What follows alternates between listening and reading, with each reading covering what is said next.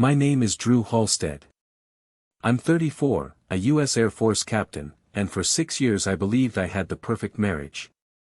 6 years of trusting someone completely. 6 years of being blind. It ended on a Tuesday morning when my wife's tablet lit up on the kitchen counter. One notification. One stranger's message. And everything I built my life around started collapsing in real time. What did I actually find? $5,000 missing from our joint account. A motel room booked every Tuesday and Thursday for 3 months.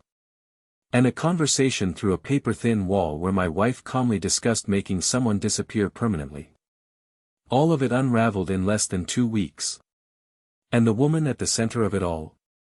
She was upstairs at that very moment, humming softly, washing her hair with that expensive coconut shampoo she loved, completely unaware that I already knew everything. Before I do, take a moment to like and subscribe, but only if this story earns it. Drop your city and your local time in the comments. I like knowing who's out there. Captain Drew Halstead froze in his kitchen as a notification ping broke the morning calm. Madison's tablet lit up on the granite counter. The shower upstairs was still running. She always took 10 minutes with that overpriced coconut shampoo. The message preview glowed. Send another $2,000 or your husband finds out your dirty little secret. Drew's coffee mug hit the counter hard.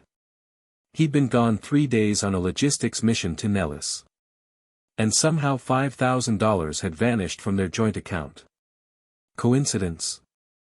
Just helping Sarah with her rent, Madison had said that morning, not meeting his eyes. Military wives, look out for each other.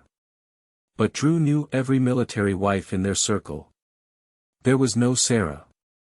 The tablet buzzed again. Don't test me, Madison. I have photos. Drew memorized the phone number. Local area code. He stepped back as the shower shut off upstairs. Honey, Madison's voice drifted down. Did you say something? Just talking to myself, Drew called back, his voice betraying nothing. Coffee's ready when you are. But as he listened to her moving around upstairs, Drew was already planning methodically, the way he'd been trained. The next morning at Peterson Air Force Base, Drew spread 6 months of bank statements across his desk. The pattern was clear. Small transfers at first to ST Services, then larger amounts. Last week's $5,000 withdrawal completed the picture. His phone buzzed. Madison, going to lunch with the girls. Back around 3. Love you. Drew called his IT friend Marcus. I need a GPS tracker. Something small. Military grade. 20 minutes later, Drew installed a quarter-sized device into Madison's oversized leather keychain. She'd never noticed the extra weight. That evening, Madison was unusually attentive, cooking his favorite meal, wearing that blue dress, touching his arm constantly. Classic deflection behavior. How was your day? She asked, refilling his wine. Routine, yours? Same old drama with the wives' club. Her laugh sounded forced. Sometimes I think we're all just playing house. Drew studied her face. Is everything perfect, Madison? Fear flickered across her features before the smile returned. Of course. Why? No reason. Just wondering if there's anything you want to tell me. Madison's hand trembled as she reached for her water. Like what? Like why you're lying about the money? The silence stretched like a trip wire. Madison's breathing became shallow. I don't know what you mean, she whispered. I'll ask you one more time. Where did the money go? Madison's eyes filled with real tears this time. It's complicated. Uncomplicated? She stood abruptly. I can't. Not yet. Please, just trust me. Trust. Something sharp entered Drew's tone. Trust is earned, Madison. Right now, you're bankrupting that account, too. She fled upstairs, leaving Drew with tactical calculations. Phase 1 complete. Now came surveillance. The GPS tracker painted a clear picture over the next week. Normal patterns, commissary, nail salon, Starbucks, except Tuesday afternoon. Drew watched the blinking dot move to the Desert Winds Motel and stay for exactly 2 hours and 17 minutes. Thursday, same thing.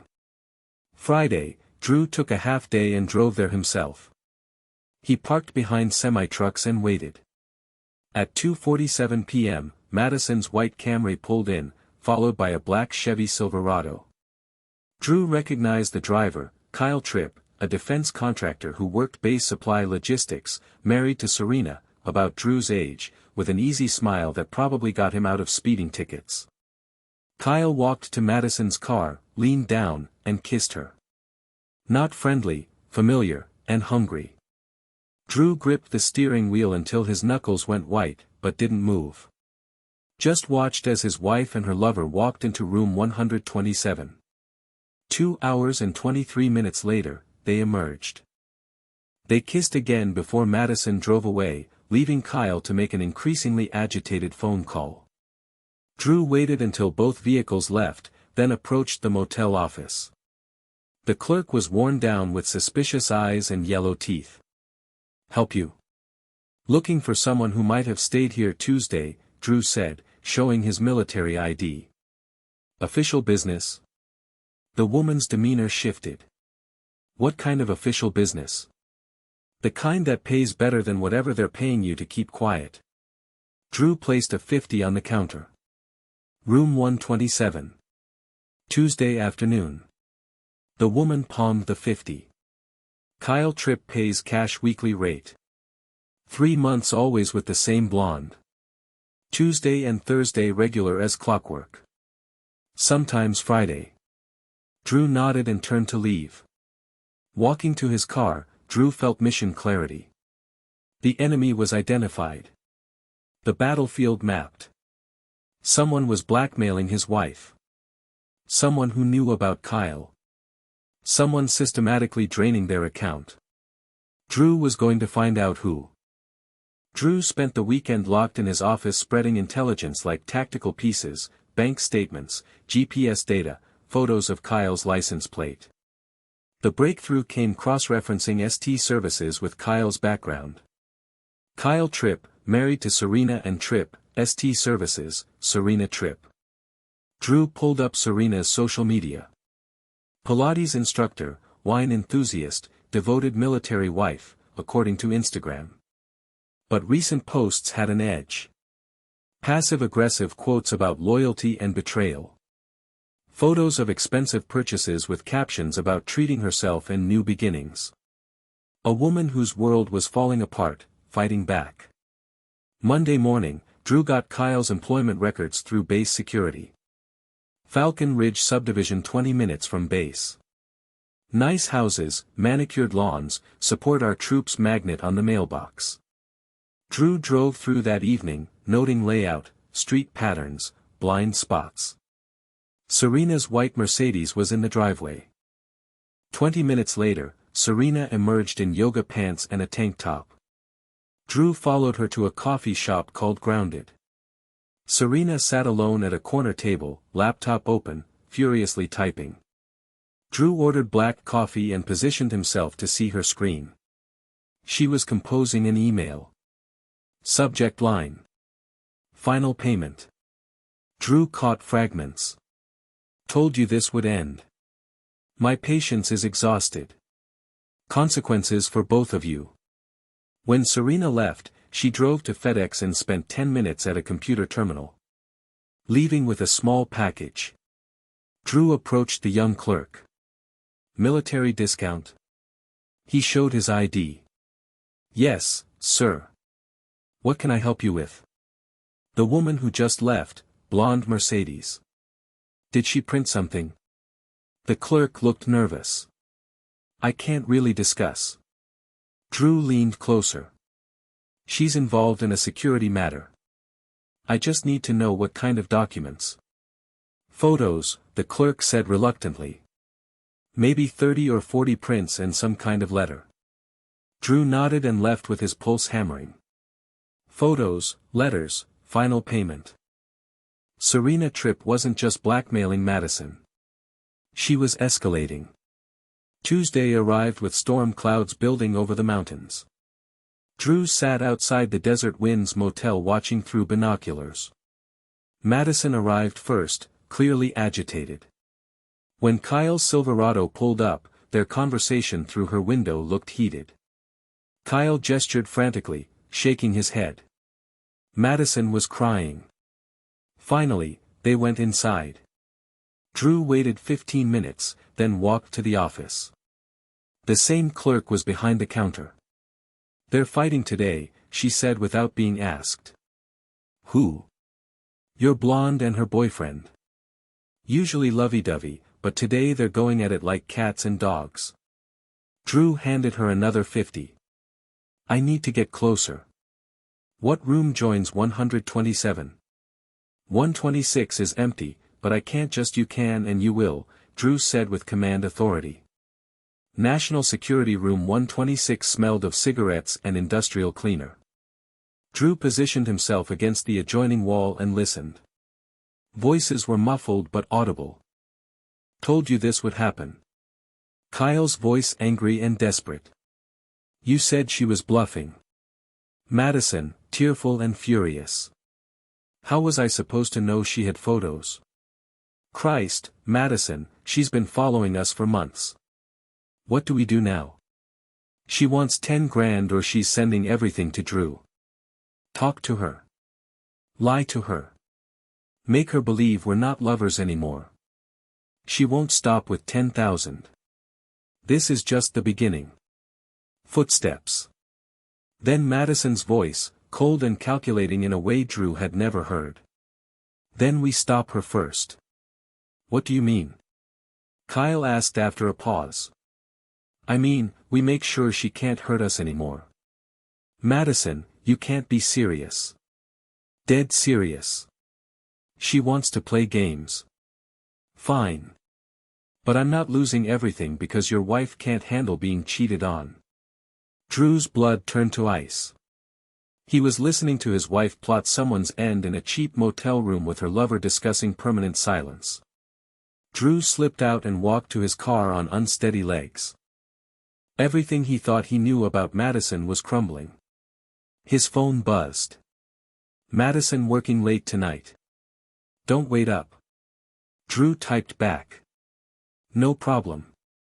As he drove home, Drew was planning his next move. He wasn't dealing with just an affair anymore. He was dealing with conspiracy.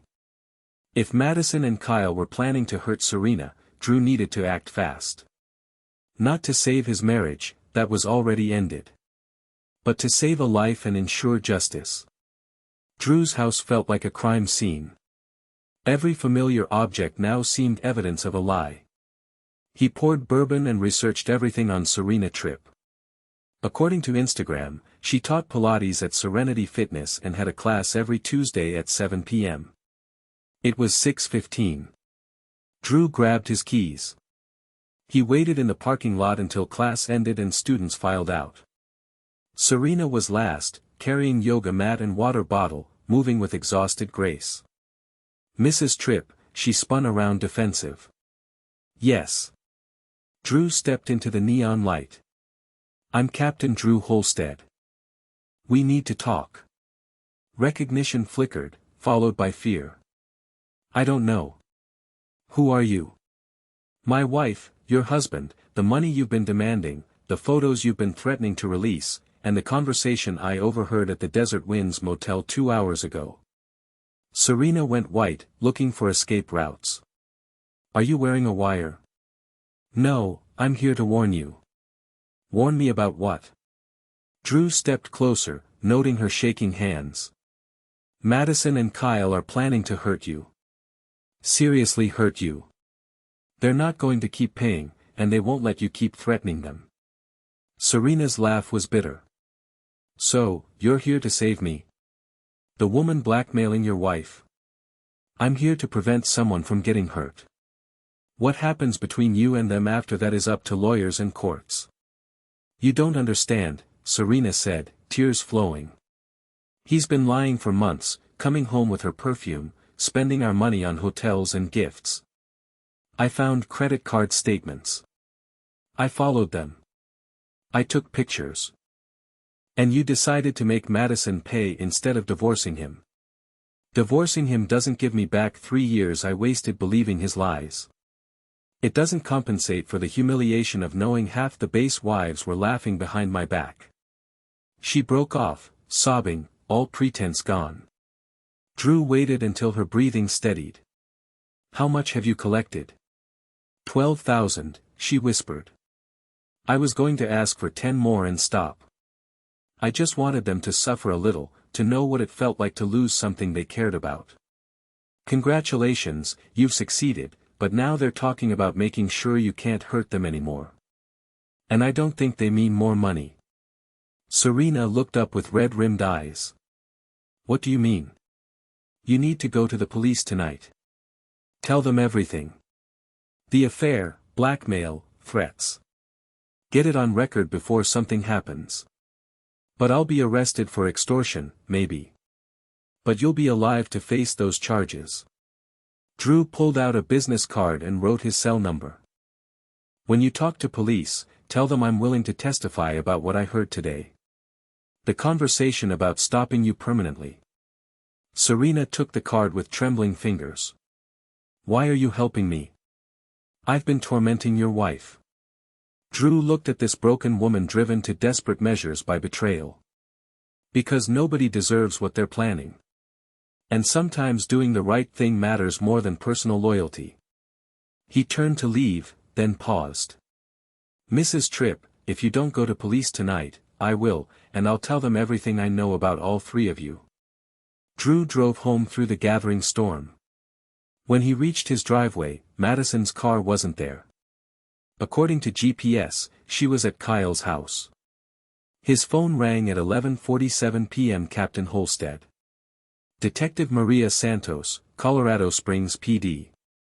We just had an interesting conversation with Serena Tripp. She says you suggested she contact us. Correct. We need you to come in tomorrow morning. There are serious allegations and your testimony could be crucial. Drew stared out at rain pelting the windows. I'll be there. One more thing, Captain. Where is your wife tonight? Drew checked GPS. Madison's that was still at Kyle's house. I believe she's with the other subject of Mrs. Tripp's complaint. Kyle Tripp. Yes. Pause. Captain, we're sending a patrol car for a wellness check on Mrs. Tripp. Based on what she's told us, we believe she might be in immediate danger. I think that's wise, Detective. Drew sat in darkness until dawn, watching his wife's GPS that remain at Kyle's house. When sun finally rose, painting storm clouds gold and crimson, Madison still hadn't come home.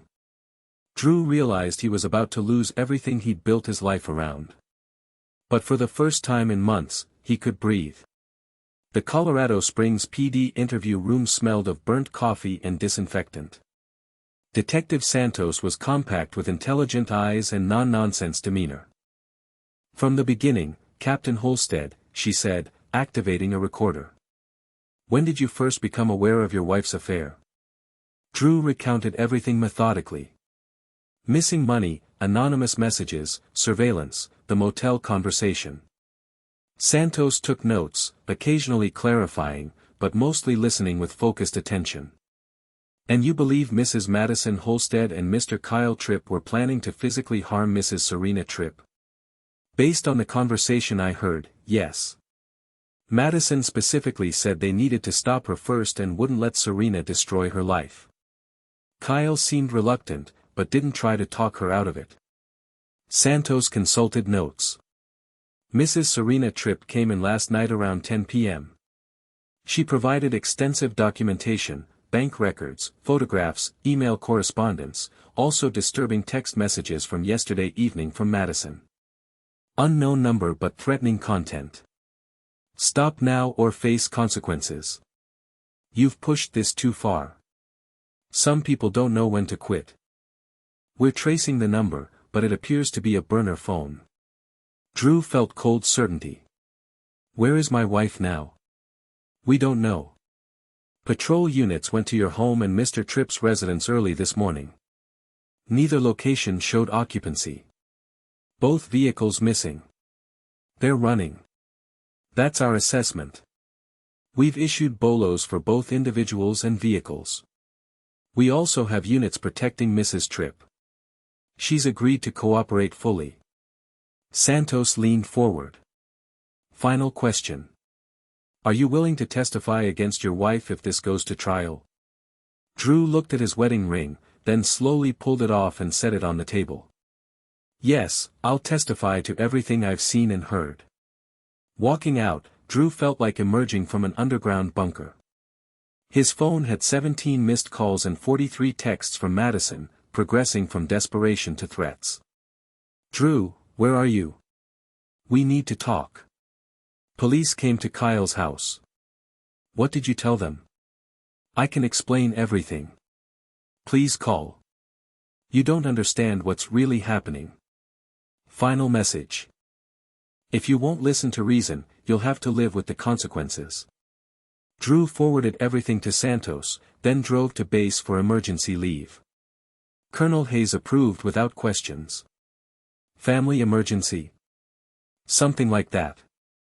I may need to extend depending on developments. Take care of yourself, Captain. The military takes care of its own. Drew spent the afternoon packing Madison's belongings into boxes.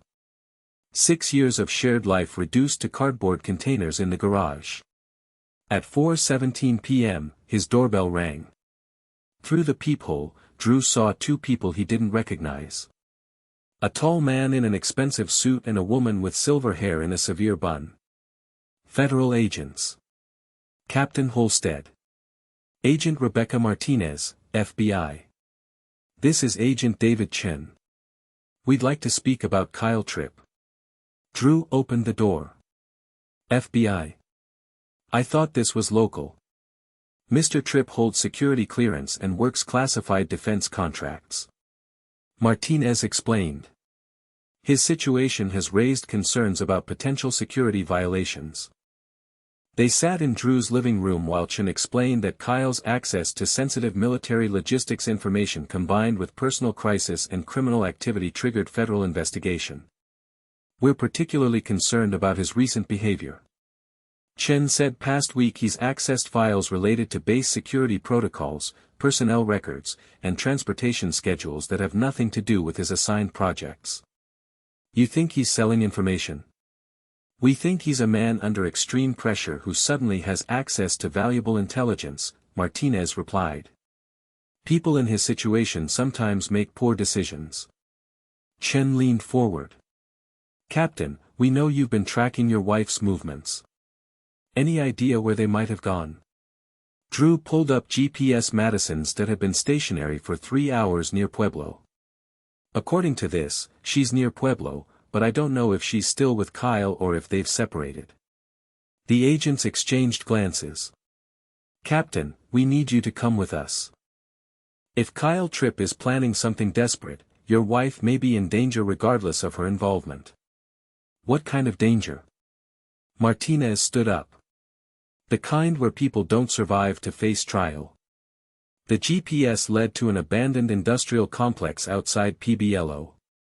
Empty warehouses and rusted equipment from a defunct manufacturing facility. Kyle's Silverado and Madison's Camry were parked behind the largest building hidden from the road. The FBI tactical team moved with practiced efficiency, surrounding the building while Drew waited in an armored vehicle with Martinez and Chen. Through his earpiece, he heard the team leader coordinating. Alpha team in position.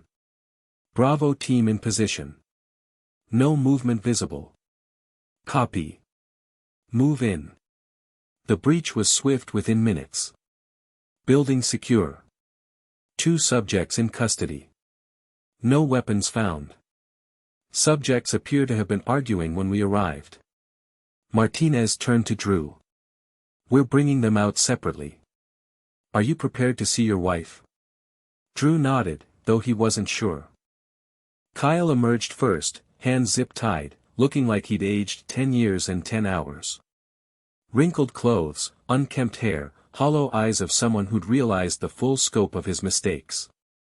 Madison came next. Drew barely recognized her. The polished military wife facade had completely cracked, revealing desperation and fury beneath. Smeared makeup, tangled hair, and when she saw Drew through tinted windows, her expression twisted with rage he'd never seen. "You did this," she screamed, struggling against the agent. "You destroyed everything." Chen got out and approached Madison. "Mrs. Holstead, you're under arrest for extortion, conspiracy, and threatening a federal witness. You have the right to remain silent." But Madison wasn't listening. She stared at Drew with burning hatred. 113 years, she shouted. 13 years I followed you from base to base, pretending to be happy in your perfect military life. Do you know what it's like to start over every 2 years? To make friends just to leave them? To watch other wives build careers while I arranged my entire existence around your schedule. Drew rolled down the window. You knew who I was when decided to marry me. You decided to destroy our marriage instead of talking to me. Talking when? Between your missions and meetings and precious military obligations. When exactly was I supposed to tell you I was drowning? Maybe before you started sleeping with Kyle. Maybe before you started plotting to hurt Serena. Serena. Madison's voice rose to a shriek. That woman has been bleeding us dry for months. She was never going to stop. Martinez stepped closer. So, you decided to eliminate the problem permanently? Madison's defiance cracked, revealing fear. We were just going to scare her, make her understand she couldn't keep threatening us with what? The stolen chemicals from the base laboratory. Drew's blood went cold. What chemicals? Chen consulted notes. Mr. Tripp used a security clearance to access restricted materials from the base chemical lab yesterday. Industrial solvents, primarily the kind used for cleaning sensitive equipment. The kind that could dissolve a body, Martinez added matter-of-factly. Madison went pale. That wasn't we weren't going to. Kyle just thought. Kyle thought what? Madison. But Madison had finally stopped talking. The fight went out of her all at once, leaving her looking small and broken. Kyle, meanwhile, was in a separate vehicle talking rapidly to agents, hands gesturing frantically despite zip ties. Body language of a man trying to make a deal. Martinez returned. Mr. Tripp is claiming the whole thing was your wife's idea. Says she threatened to leave him if he didn't help her solve the Serena problem. He's offering to testify against her for a reduced sentence. Drew watched his wife being loaded into a federal transport, head bowed, shoulders shaking. 6 years of marriage, shared dreams and quiet moments and future plans reduced to this criminal conspiracy that destroyed everything they built. What happens now? Now they face federal charges. Conspiracy to commit harm against a federal witness, theft of government property, extortion, and depending on what we find in communications, possibly conspiracy to commit murder. Drew closed his eyes. And Serena, she'll face charges for extortion, but likely get a plea deal for her testimony. Her lawyer is already working with prosecutors. As the convoy disappeared down the dusty road carrying Madison and Kyle toward justice, Drew sat alone in the abandoned parking lot trying to figure out how to rebuild from betrayal's ashes. His phone buzzed. Colonel Hayes heard about the arrests. Take all the time you need. Your job will be here when you're ready. Drew typed back. Thank you. I'll be back soon. But driving home through Colorado twilight, Drew wasn't sure he'd ever really be ready for anything again. Epilogue.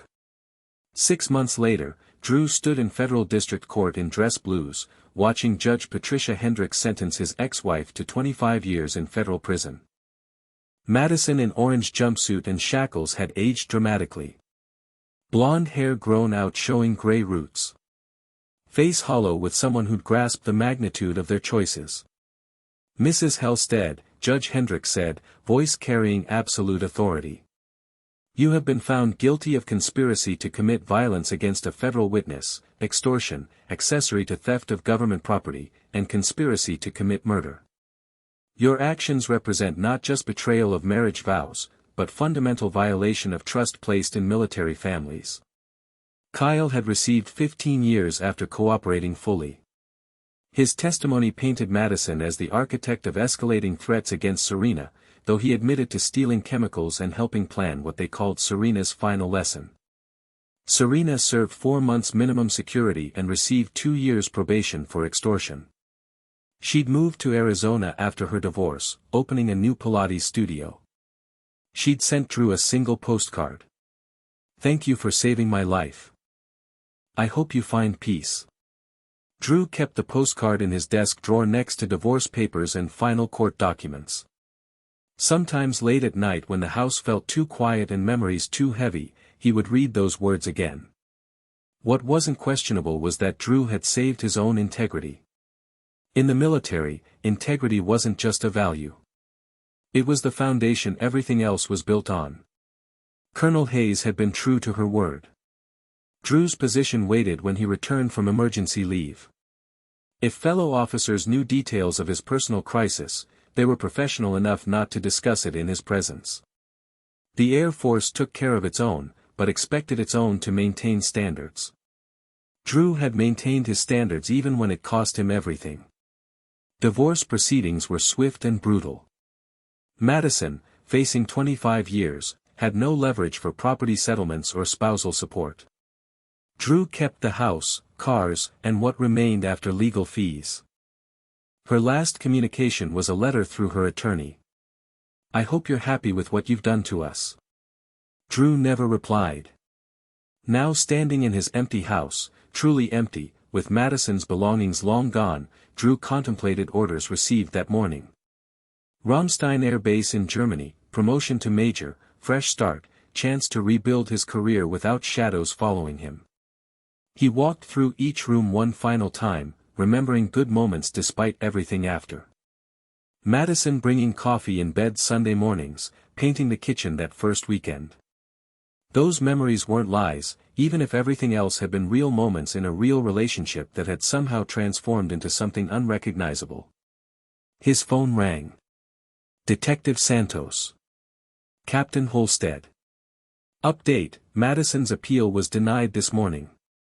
The sentence stands. I see. Drew felt nothing. There's something else. She asked her attorney to pass along a message. Drew waited. She says she's sorry for all of it. Drew was quiet. Thanks. After hanging up, Drew finished his walkthrough and locked the front door. His household goods had shipped to Germany. His car was sold. Tomorrow, he would fly to his new assignment, his new life, his new chance to build something genuine. Driving away for the last time, Drew caught himself checking the rearview mirror. Not from nostalgia, but habit. Always watching for threats, scanning for danger. A survival skill that had served him well in military career and ultimately saved him in personal life, too. As the plane lifted off from Colorado Springs, Drew looked down at the city that had been his home for 3 years and site of his marriage's destruction. Mountains stretched endlessly toward the horizon, beautiful and indifferent, eternal in a way that made human drama seem small and temporary. Somewhere below, Madison was learning to live with consequences of her choices. Serena was building a new life in Arizona. Kyle was counting years until release, and Drew was flying toward a future he couldn't yet imagine, but knew he had strength to build.